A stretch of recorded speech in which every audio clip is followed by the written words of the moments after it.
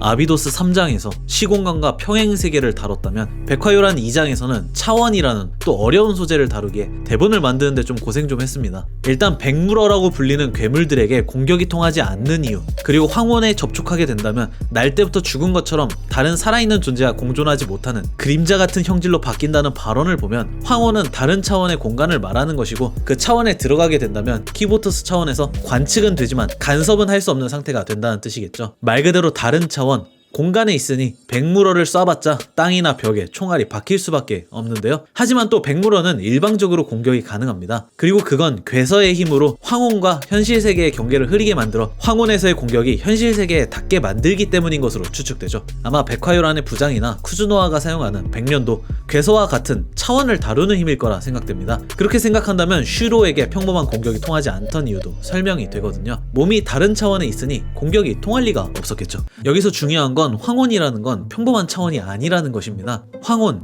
황천세계, 쉽게 말하면 저승이죠. 애초에 백기야행이라는 것부터가 저승과 현세의 경계가 약해져 저승의 요괴들이 튀어나온 날을 말하는 것이거든요. 자, 그럼 저승이 존재하고 저승과 현실의 경계를 약하게 만드는 힘조차 존재한다? 이거 누군가를 딱 부활시키기 좋은 설정 아닌가요? 유메의 죽음이 확정된 미래가 됐을 때 모두 포기했죠. 죽은 사람은 돌아오지 않는다. 그것이 상식이었으니까요. 하지만 이번 백화요란 2장이 나오고 그 상식은 파괴되었습니다. 황혼과 피안, 쉽게 말해 설화에서나 등장하는 사후세계가 블루아카이브 세계관에선 실제로 존재하기 때문입니다. 자, 그럼 유메를 어떤 식으로 다시 살려낼 수 있을지 그 방법을 두 가지 알아봅시다. 첫 번째는 괴서를 사용하는 방법입니다. 앞에서 설명드렸다시피 괴서는 저승과 현실의 경계를 약하게 만드는 힘을 가지고 있는데요. 그 힘을 사용해 본래의 형태를 잃은 채 끝나버린 것을, 죽은 존재를 현세에 붙잡아두고 있는 사람이 있죠. 코크리코, 화조풍을부의 부장 말이에요. 그녀는 이노우 레이카이 로쿠를 사용해 슈로를 억지로 일으키는데 사용하고 있는 것으로 생각이 되는데요. 저는 여기서 일단 두 가지 가설을 생각했습니다. 첫 번째 가설은 사람 그 자체를 비추는 힘을 마치 거울처럼 사용한 게 아닐까 싶습니다. 왼쪽에는 현실세계, 오른쪽에는 황천세계가 있다고 가정해봅시다. 당연히 산 사람은 왼쪽, 죽은 사람은 오른쪽에 있겠죠.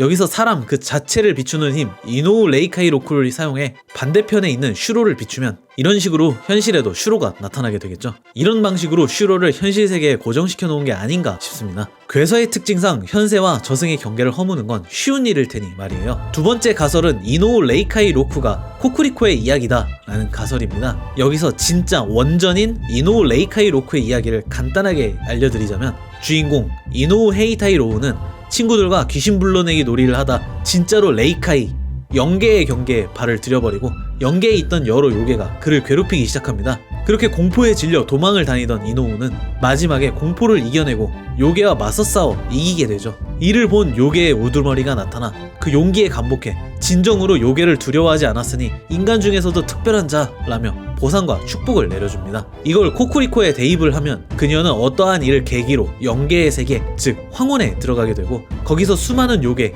내면의 약함, 트라우마에 의해 괴로워하게 되죠. 하지만 그녀는 그것을 극복하고 보상으로 자신의 소중한 사람이었던 슈로를 데리고 나올 수 있었다 라고 생각한다면 꽤나 괜찮은 이야기인 것 같습니다. 그녀의 과거에 대한 이야기 추측은 나중에 영상으로 따로 만들어 볼게요. 어쨌든 괴서를 사용하면 유메를 완전한 부활까지는 아니더라도 현세와 저승의 경계를 허물어 현실 세계에서 같이 시간을 보내는 정도는 가능할 것으로 추측이 되네요. 두 번째 방법은 쿠즈노아가 알려준 방법인데요. 그녀는 이렇게 말합니다. 죽은 사람을 되살릴 수 없는 것처럼 꽃이 지면 열매가 맺히는 것처럼 인과의 흐름이 존재하는 세상에서는 그게 당연한 이치이지만, 그럼에도 불구하고 누군가를 구하고 싶다면 어떤 모습의 자신이라 할지라도 부정하지 않고 자신을 받아들여 인정한다면 누구나 내일로 걸어나갈 수 있다는 사실이 있다라고요. 그냥 들으면 슬픔을 딛고 나아가라는 평범한 위로처럼 들리지만 이 조언에 따라 팔을 회복시킨다던가 반전을 한 학생이 다시 돌아오는 걸 보면 평범한 위로가 아닌 진짜 방법을 알려준 것이라 생각해야겠죠. 그럼 대사를 하나하나 해석해봅시다. 죽은 사람을 되살릴 수 없는 것은 인과의 흐름이 존재하는 세상에선 당연한 이치다.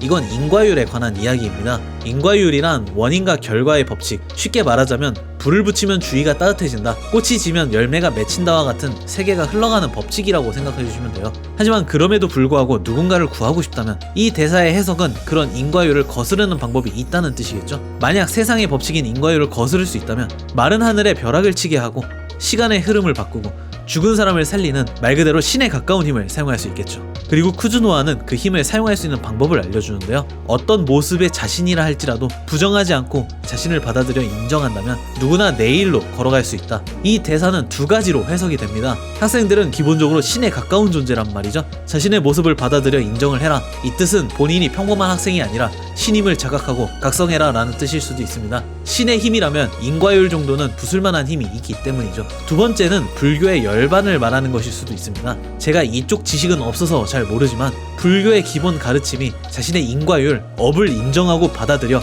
윤회로부터 벗어나자 정도로 알고 있거든요. 아마 윤회로부터 벗어난 존재, 초월자가 되면 죽은 사람을 살리는 것도 가능하다 정도로 추측이 됩니다. 그렇게 나고사는 자신을 마주하며 죄를 인정하고 깨달음을 얻고 나니 황혼에 먹혀버린 손도 회복하고 한 번도 이기지 못했던 아야메를 압도하며 승리한 게 아닐까 싶습니다. 황혼에서 꺼내어진 아야메가 깨어나지 못하고 있는 이유도 나고사의 도움으로 황혼에서 꺼내어졌을 뿐 본인은 깨달음을 얻지 못했기에 인과율의 영향을 받았기 때문으로 추측되죠. 아마 꿈속에서 자신을 인정하고 이겨낸다면 그녀는 깨어나게 되지 않을까요? 자, 이렇게 백화요란 2장의 떡밥을 알아봤는데요. 그럼 지금까지 봐주셔서 감사하고요. 다음에 또 뵙겠습니다.